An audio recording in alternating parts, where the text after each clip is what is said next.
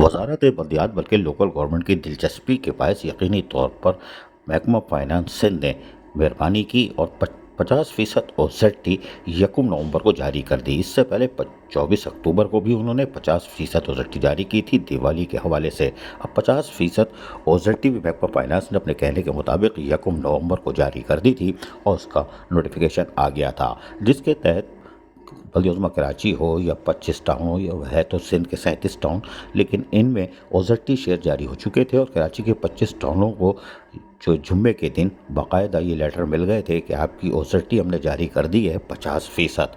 और इस 50% OZT के बाद जुम्मे को जारी होने के बाद यकीनी तौर पर ये OZT पीर के दिन ऑपरेट होना यानी काम करना शुरू करेगी और उसके बाद यकीनी तौर पर ये बैंक में आएगी। और बैंक में आने के बाद 2 दिन वो रखते हैं, इसलिए कि उनके पास पहली दफ़ा तो हर महीने पैसे आते हैं, उसके बीच में तो कोई देता ही नहीं है, तो वो 2 दिन अपने पास भी रखते हैं। तो यकीनी तौर पर बुध से इम्कानात है, मंगल के दिन तो OZT इनके शेयर में आ सकती है शाम को, वरना बुध के दिन आ जाएगी।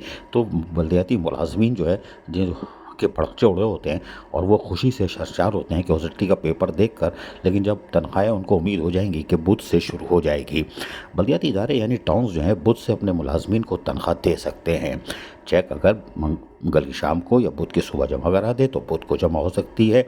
और कभी इम्कानात इसी बात के हैं कि बल्दियाती इदारों में टाउन्स में बुध के दिन तनख्वाहें होंगी। कुछ टाउन ऐसे हैं जिन्होंने तनख्वाहें अदा कर दी हैं, जिनमें न्यू कराची है, नॉर्थ नाज़िबाबाद टाउन है, इन्होंने अपनी बर वक्त तनख्वाह अदा करते हैं और करते चले आ रहे हैं और यकीनी तौर पर उनके अफसरान और मुलाजमीन खुश खुर्रम हैं।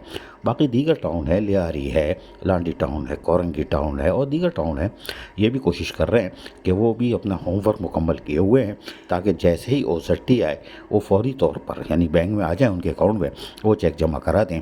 और इस तरह बल्दियाती इदारों के टाउन के अफसरान और मुलाजमीन उनको अक्टूबर की तनख्वाह बर वक्त अदा की जा सके, और इसके लिए यकीनी तौर पर वो कोशा भी हैं और होना भी चाहिए, इसलिए कि अफसरान और मुलाजमीन का हक़ है कि जब OZT शेयर आ जाए तो उनको तनख्वाहों की अदायगी को यकीनी बना ली जाए। यही वजह है कि बल्दियाती इदारों में अफसरान और मुलाजमीन OZT पेपर देखने के बाद दिन गिनने शुरू कर देते हैं।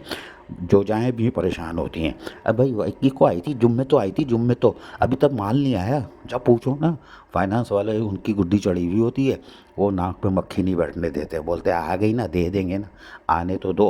लेकिन अभी सवाल ये पैदा होता है कि अगर ये OZT आ भी जाती है और जुलाई 2024 की OZT अगर बल्दियाती इदारे टाउन जिन्होंने नहीं दी थी वो नहीं देते, तो वजारत बल्दियात और सईद गनी क्या एक्शन लेते हैं? रीजनल डायरेक्टर तो कुछ नहीं करेगा, गर्मी ज़्यादा, चिकन गोनियाँ मक्खी गोनियाँ चल रही हो तो बाहर निकल ही नहीं रहे, तो यकीनी तौर पर। लेकिन नॉर्थ नाज़िबाबाद टाउन इस वक्त कराची का बेहतरीन टाउन है, जिसने अपने अफसरान और मुलाजमीन को 14 एरियर दे दिए हैं और पीर के दिन वो महकमा पार्स और बागात और महकमा सैनिटेशन को OZT 10 एरियर जो 14 एरियर है वो देने जा रही है, 14 एरियर।